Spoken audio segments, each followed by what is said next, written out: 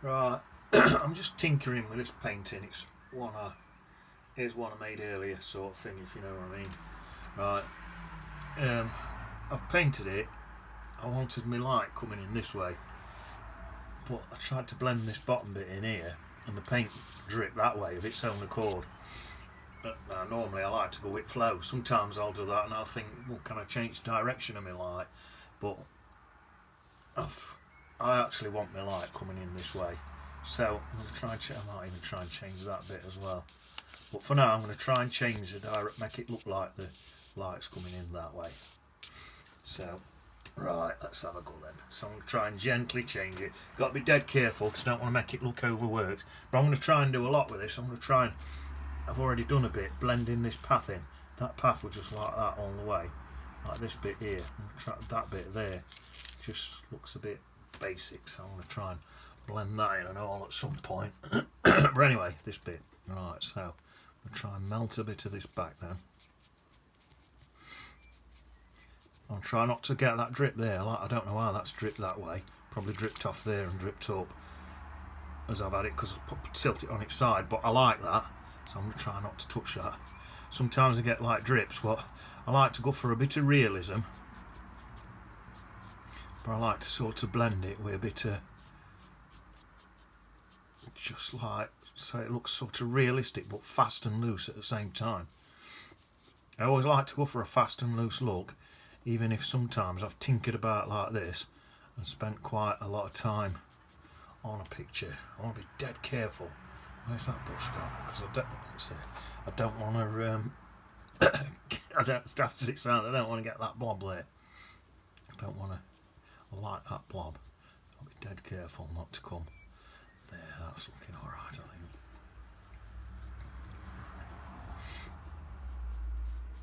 There, blending that up.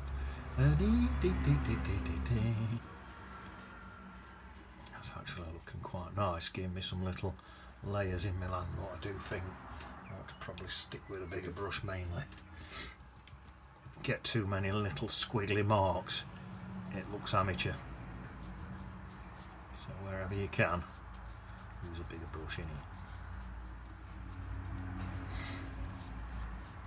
Keep sitting right back and looking, because like, if I don't, I could sit back and look, well actually that's perfect at that, and if it is I can just leave it. So we have to keep sitting back and having a look. I'm going to try and blend this down in this way, because I'm going to be doing some more work on this path. Blending this path in. So I want that path to look more natural. Like this bit to me looks natural. This bit here don't. So I'm going to do a bit more work on that and all. But what I don't want to do is overwalk it. Don't overwalk it. These lines here, what that's leaving, these marks looking really realistic. But I think if I did that all over the whole thing, it'd ruin some of these natural marks, what look, that natural watercolour effect. And I like to go for a cross between two. And I don't want it to look overworked.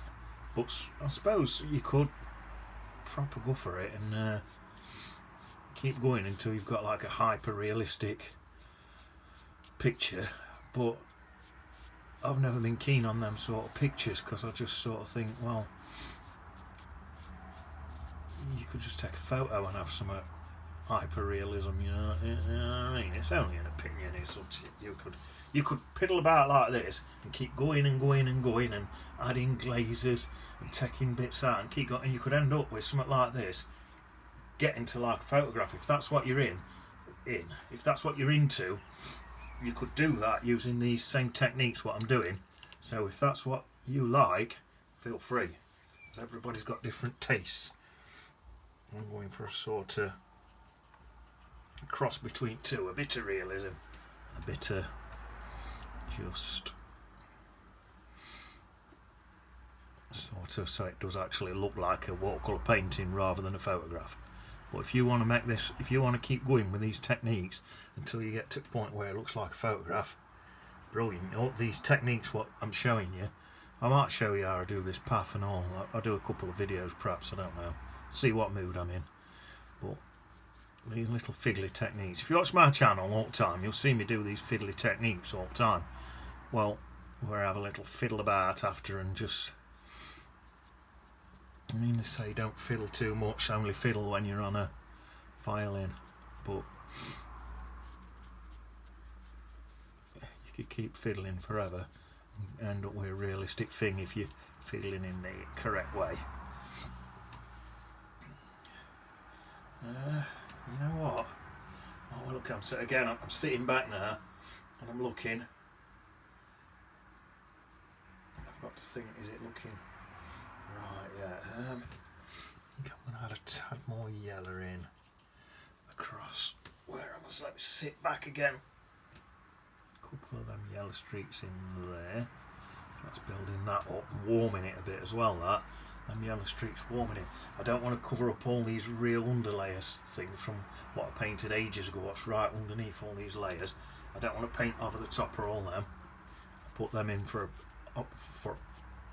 on purpose, you know what I mean? So I don't want to cover everything up. Now that's looking nice. Warming it up. Yellow's a nice warm colour. See how that yellow's blending into there? Might even accentuate that bit. Yeah, and across there. Oh, that's nice. You know, look how warm that's made that look. Actually, right down there, the mark might cover that, but let's do a bit up here then as well, perhaps. So a bit in here. Come right down here with a bit of yellow into there. Just warming some stuff up. And not only is that warming it up, it's helping blend this path into the grass. So there's if you look at a path, usually like a dirt track like that's been walked, the grass, it blends in, you know what I mean? We're not painting every detail, every blade of grass. In fact, we're not painting any blades of grass, we're too lazy for that. Right, let me think now. Is that further enough over there? It looks like, on my photograph what I use, the sun's sort of quite high in the sky, so there's not that long of reflections. Not that that matters, I can have them as long as I want, and in fact, that's where paint's just dribbled down, but that actually looks like a reflection. Shadow, I meant to say. That actually looks like a shadow, so perhaps I'll have slightly longer shadows in mine than what's in my photograph, because that's another thing what you've got to remember. I always say it, but you do what you don't have to be a slave to these photographs. Using a photograph, it's there to help you. It's not there to tell you what you can and can't do. If I'm deciding I want to have a slightly longer shadow than on the photograph, then I will do. Then I will. I'm thinking, let's go back to this. But I'm just using two brushes because I've got a bit of paint on one. I don't want to keep washing paint off on that tight. Let's have a look. See, there's a shadow here. I think let's come into that and knock a bit of that shadow out as well. Let's take a bit out. I'm being a bit brave now. I'm taking more than a bit out. Quite a lot. I'll use some of that paint to blend it down there, look. Across there, into there. Just take that off a second.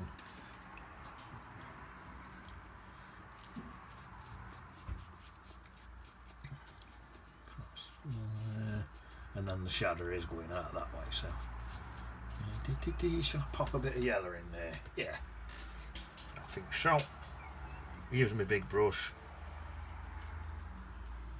If you can use your big brush, if it's too fiddly, don't go struggling, but if you can use your big brush, a big brush stroke, whenever I try to do little fiddly bits with little brush strokes, it always looks amateur. So I sort of try to use just some I've sort of picked up over the years. I try to use a big brush as and where and when I can. Right, let's have a look at that. That's better, isn't it? That actually changed direction of them shadows. At least I pulled that bit out. That bit there is looking a bit white. So I'll stick a bit of that in. Blend that there. I love that really light bit up there, so I don't want to go near there and ruin that. I love that bit. Right, so that's that. A few more bits in there like that. Don't particularly want to soften out these drips where I've turned my paper sideways and it's dripping up there. I love them bits. So they're not realistic at all. They look like drippy watercolour, but I want it to come across like a watercolour, so I'm happy with that. I think I might dry it and then glaze in perhaps a slight shadow. Yeah, I think that's what I'll do.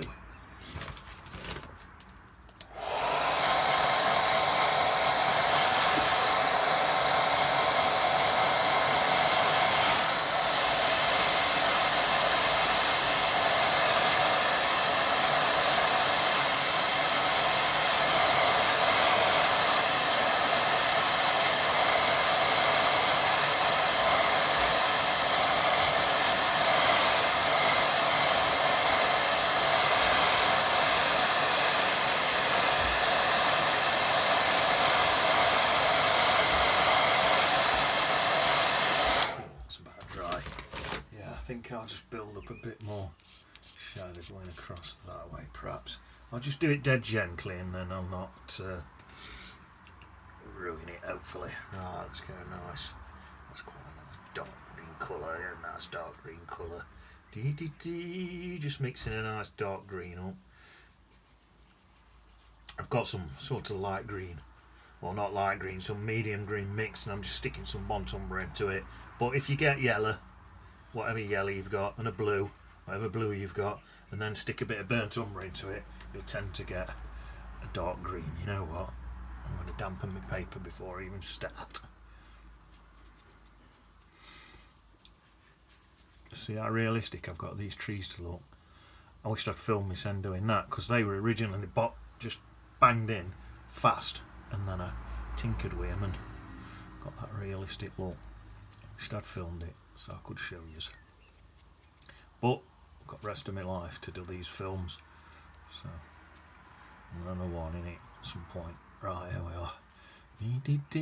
So that's me shadow there. I'll probably have some hard edges and some soft edges and that on this. That's not bad, is it? There. Then let's just soften some edges. So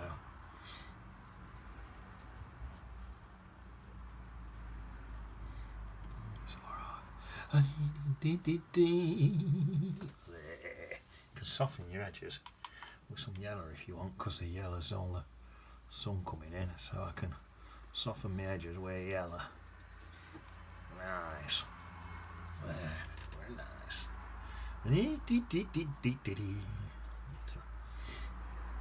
Where's the brush with paint on that one? That's it, and you get a nice soft edge look. Oh wow, look at that, that's nice, isn't it? So I'll blob that yellow in. Let's do a bit more of that. Just find something that works. Go for it. That's it. So there's a bit of a shadow, but it's not a dead long shadow. So if you get this, if you get a picture, you know what I mean, you don't have to try and paint this picture, but if you get a picture where your shadow's facing it wrong way, a little tinker, do a bit of this, what I'm doing now, and you should be able to change it. You know what, I was going to soften that, but I quite like that there, with like a straw. I've got a nice soft edge there, and you want a bit of a mixture between soft and hard edges, so that suits me. Right, let's have a look. Do a bit more. I think what I might do. So I might do the same thing again. Get some yellow in here so I can soften all these edges.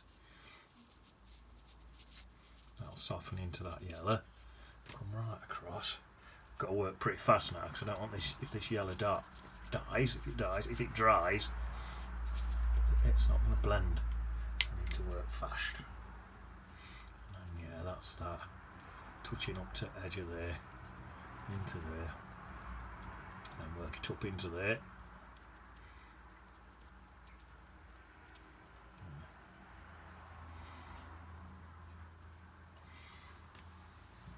Right on it, nice bit of shadow bit.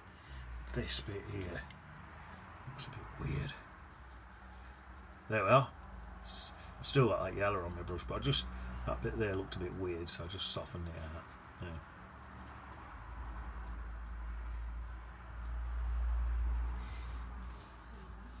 I think that's about done it.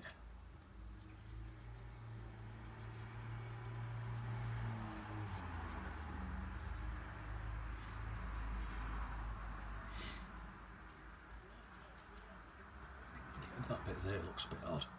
Oh, what looks a bit odd, you can just tinker with. That's why they might call this video tinkering. That bit there just looks a bit... Some bits what look a bit not realistic, like say I leave in, so it does still... I don't want this to get, like say you can, but I don't want mine to get so much like it don't look like a watercolour painting, it looks like a photo. So I try and get that balance.